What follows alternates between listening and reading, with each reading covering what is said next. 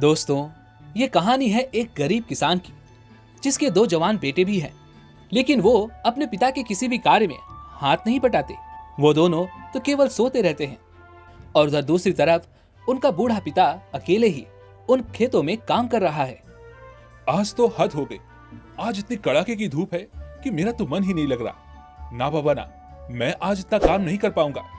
एक काम करता हूँ, मैं आज घर चलता हूँ। मैं कल आकर अपना सारा काम कर लूंगा।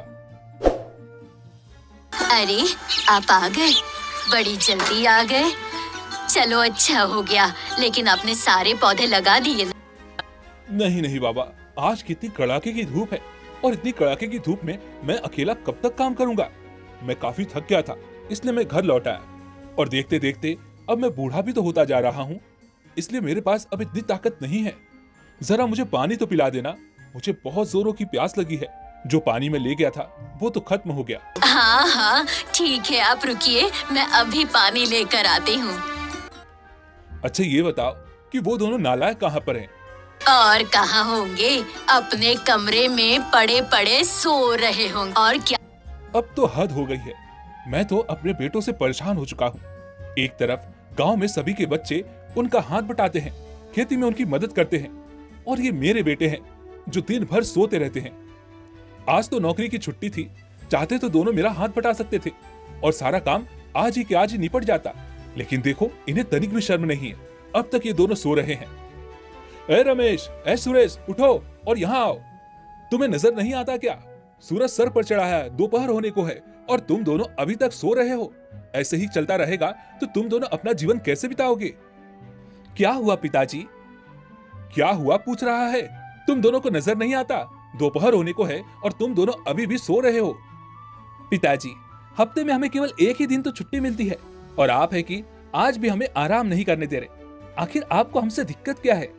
हाँ, तुम अपने पिताजी से ऐसे कैसे बात कर सकते हो? बताओ, वो बताओ। तुम्हारे पिताजी सुबह से लेकर शाम तक खेत में काम करते रहते हैं। माँ, तो मैंने कब कहा कि पिताजी बैठे हुए हैं? लेकिन मैं भी तो 6 दिन लगातार काम करता हूँ और मुझे भी हफ्ते में केवल एक ही छुट्टी मिलती है। तो क्या मुझे भी आराम करने का हक नहीं है? हाँ हाँ ठीक है, जाने दो। अब मुझे ये बताओ कि खाने के लिए घर में कुछ है या नहीं? मुझे बहुत जोरों की भूख लगी है। सुनिए, खाना तो अभी तक बना नहीं है, रुक जाइए, अभी बना देती हूँ। बेटा रमेश और सुरेश, मैं तुम दोनों से कुछ कहना चाहता हूँ। हाँ पिताजी, कहिए, क्या बात है? देखो बेटा, अब मैं बूढ़ा हो चुका हूँ, अब मेरी उम्र हो चुकी है और मैं इस कड़ाके की धूप में खेतों में काम नहीं कर सकता। अगर तुम दोनों मेरा थोड़ा सा हाथ बटा दिया करो, मेरा मतलब कि मेरी खेती बाड़ी में थोड़ी सी मेरी मदद कर दिया करो, तो मुझे बहुत मदद मिल जाएगी और मुझे आराम भी मिल जाएगा। क्या कहा आपने? हमने इतनी पढ़ाई की खेती बाड़ी करने के लिए? क्या हुआ बेटा, क्या पढ़े लिखे लोग खेती नहीं करते? देखिए पिताजी, आपने मुझे इतना पढ़ाया लिखाया ताकि मैं अच्छी नौकरी कर सकूं और मैं अच्छी नौकरी कर रहा हूं, फिर मैं खेती बाड़ी क्यों करूं? जरा आप ही सोचिए, अगर मैं आज को खेती बाड़ी करनी शुरू कर दूं तो मेरे मित्र क्या कहेंगे? वो लोग तो मेरी हंसी उड़ाएंगे, मेरा मजाक बनाएंगे कि इतना पढ़ लिख कर ये खेती कर रहा है तो इसके पढ़ने लिखने का क्या लाभ? बेटा, तो क्या इसका मतलब ये हुआ कि पढ़े लिखे लोग खेती नहीं करते हैं? तुम ये कहना चाहते हो कि खेती बाड़ी करना अनपढ़ लोगों का काम है? पिताजी, आप खेती करते हैं, इसका मतलब ये तो नहीं कि मुझे भी खेती करनी चाहिए। खेती बाड़ी करके भला मुझे क्या लाभ मिलेगा? खेती बाड़ी करके मैं कितने पैसे कमा लूंगा? मैं एक अच्छी नौकरी कर रहा हूँ जिससे मैं खूब सारे पैसे कमा रहा हूँ और बहुत जल्द मैं एक ऊंचा मकाम भी हासिल कर लूंगा। और खेती बाड़ी करके मैं भला कहाँ पहुंचूंगा? हाँ भैया, आप बिल्कुल सही कहते हैं। आजकल तो सुपरमार्केट का जमाना है, इंटरनेट का जमाना है। आजकल लोग घर बैठे बैठे दाल चावल अचार सब बुक कर लेते हैं और वह उनके घर तक भी आ जाता है। तो ऐसे में खेती करने का क्या लाभ? उससे अच्छा हम कोई अच्छी नौकरी कर लें जहाँ से हमें अच्छे पैसे आए और फिर हम घर बैठे बैठे सारे सामान अपने घर पर मंगवा सकते हैं।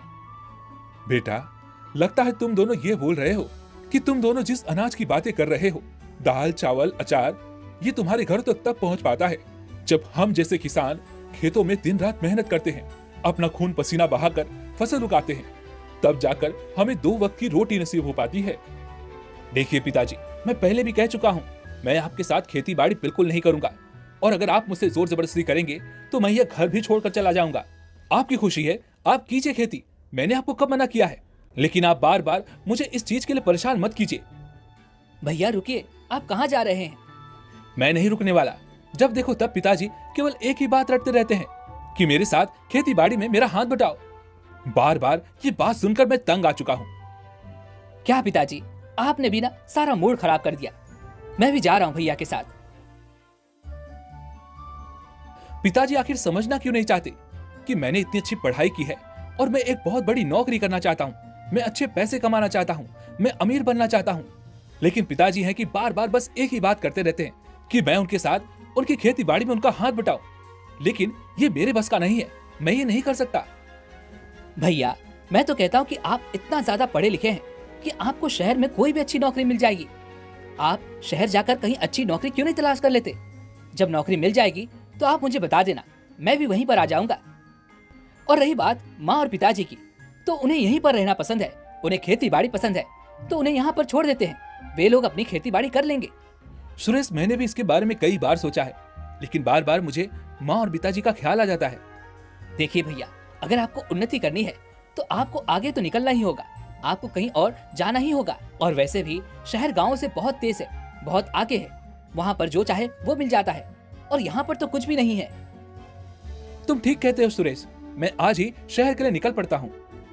रमेश अगले ही दिन शहर के लिए निकल पड़ता है। गांव में खेती ना करनी पड़े इस डर से हमें छोड़कर जा रहा है। बूढ़े माँ बाप को छोड़कर गया। अरे भाग्यवान, तुम क्यों रोती हो?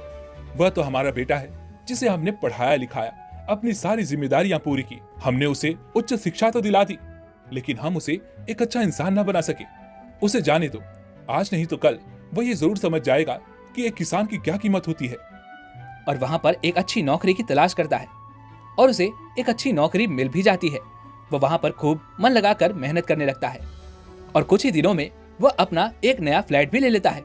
और उसके बाद वह अपने छोटे भाई सुरेश को भी वहीं पर बुला लेता है। दोनों एक साथ मिलकर मेहनत करते हैं, दोनों एक साथ मिलकर काम करने लगते हैं और देखते ही देखते दोनों के पास अच्छे खासे पैसे भी आने लगते हैं, जिन्हें वो बेकार की चीजों में खर्च करने लगते हैं। भैया हमें 1 साल हो चुका है शहर आए हुए, और आपने देखा कि शहर में सब कुछ कितना तेज है, सब कुछ कितनी आसानी से मिल जाता है, और गांव की तुलना में यहाँ पर हमें पैसे भी बहुत अच्छे मिलते हैं। हाँ छोटे, तुमने बिल्कुल सही कहा था। यदि मैं गांव में ही पड़ा रहता तो आज मैं इतना अच्छा कमा नहीं रहा होता, आज हमारे पास इतने पैसे नहीं होते। सब कुछ बहुत अच्छा चल रहा था, तभी मार्केट में मंदी के कारण बहुत सारी कंपनियों को नुकसान झेलना पड़ा, और उन सभी कंपनियों ने अपने बहुत से कर्मचारियों को नौकरी से निकाल दिया, जिसमें रमेश और सुरेश भी थे। भैया मेरी नौकरी चली गई। भैया सुरेश, नौकरी तो मेरी भी चली गई है, लेकिन कोई बात नहीं, अभी भी हमारे पास कुछ पैसे बचे हुए हैं, हम उनसे अपना गुजारा करेंगे और तब तक हम एक अच्छी नौकरी ढूंढ ही लेंगे। रमेश और सुरेश अगले दिन से ही नौकरी की तलाश में निकल पड़ते हैं, लेकिन मार्केट में मंदी होने के कारण नए कर्मचारियों की भर्ती बंद कर दी थी, जिस कारण रमेश और सुरेश को करीब 1 महीने तक यहाँ वहाँ भटकना पड़ा, लेकिन उन्हें कहीं पर भी कोई नौकरी नहीं मिली। और एक दिन जब उनके घर का राशन खत्म हो गया, तभी भैया घर का राशन खत्म हो चुका है। सुरेश, अब मेरे पास पैसे नहीं है, मैं भला राशन कहाँ से लेकर आऊं? अगर हम अपने गांव में अपने घर पर होते तो हमें ये दिन ना देखना पड़ता। कम से कम खेती बाड़ी से जो अनाज आता था उससे हमें 2 वक्त की रोटी तो मिल जाती थी। हाँ भैया आप सही कहते हैं, चलिए वापस गांव चलते हैं पिताजी के पास। हाँ हाँ भाई, चलो वापस गांव लौट चलते हैं। दोनों भाई आपस में बातें करके वापस गांव लौट आते हैं। हाँ बेटा, तुम आ गए? हाँ माँ, हम दोनों वापस आ गए। 1 साल बीत चुके हैं और इन 1 सालों में क्या तुम लोगों ने हमारी खबर तक ली? तो आज ऐसा क्या हो गया कि तुम दोनों यहाँ पर वापस लौट आए? पिताजी, हमें माफ कर दीजिए, हमसे बहुत बड़ी गलती हो गई। उस समय हमारे ऊपर पैसों का भूत सवार था, जिस कारण हम आपको अनाप शनाप बोलते चले गए। उस वक्त हमें पढ़ाई का अहंकार था और इसी कारण हम अपने अहंकार में बहते चले गए। लेकिन पिताजी, अब हमें अपनी गलती का एहसास हो चुका है, हमें माफ कर दीजिए पिताजी। अगर हम वहां पर रहते तो हमें भूखा मरना पड़ता पिताजी, लेकिन अब मुझे मेरी गलती का एहसास हो चुका है।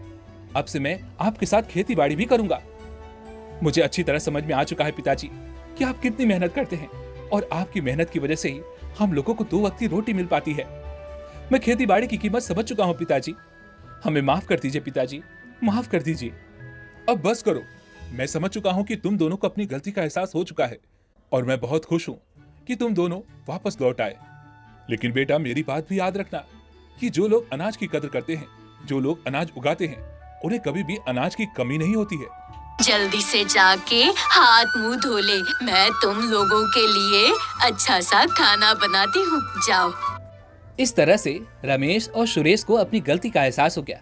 उन्हें एक किसान की कीमत भी पता चल गई। इसलिए दोस्तों, खाना खाने से पहले भगवान को नहीं, लेकिन उस किसान को जरूर याद करना जो मेहनत के खाद और अपने खून पसीने को जलाकर अन्न पैदा करता है। मुझे उम्मीद है कि ये संदेश आप और लोगों तक जरूर पहुंचाएंगे और इसके लिए आप इस वीडियो को लाइक और दूसरों के साथ शेयर कर सकते हैं। साथ ही अगर आपको ये वीडियो पसंद आई हो तो एक अच्छा सा कमेंट भी जरूर कीजिएगा। तो चलिए फिर मिलते हैं अगले हफ्ते। तब तक के लिए अपना ख्याल रखें। धन्यवाद।